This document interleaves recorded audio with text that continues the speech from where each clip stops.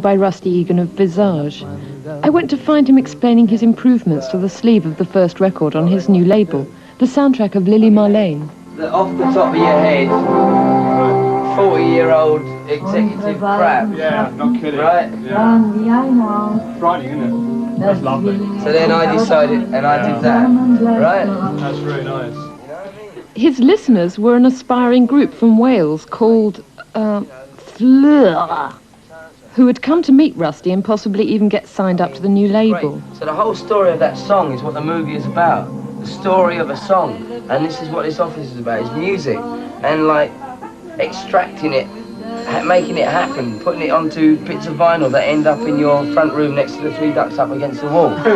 Right? Yes, darling? What do you think about Peter Tosh and Bunny Wailer on tour? Who is it? A guy called Chris Gill. One moment. Material are working on a new album in New York at the moment, with the Brides of Funkenstein, keyboard player from Chic, Nona Hendrix, Bill Laswell, Michael Beinhorn, all these people.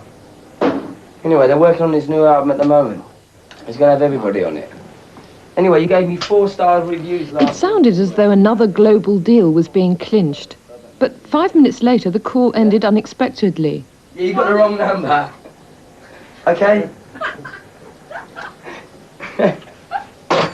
Okay. Stevo! Stevo! Just the man we want to see. Stevo, what? This is Freur. Right.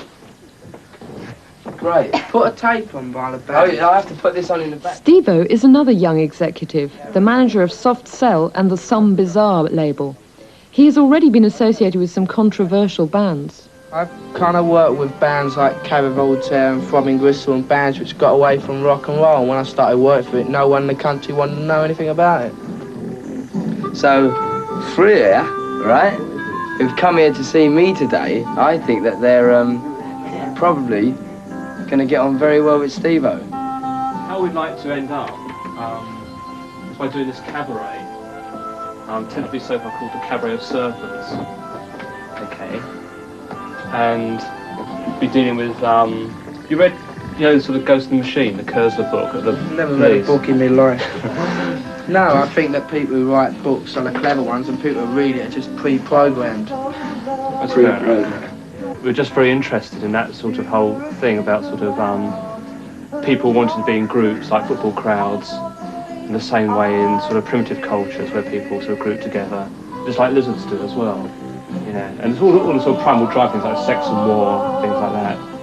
I took Rusty away from this involved discussion to ask him how he made the transition from pop star to record executive. Well, after starting Visage with Steve, who's on the wall there, I found that just doing that album, there was plenty of more time left in the year, and there was a lot more music around.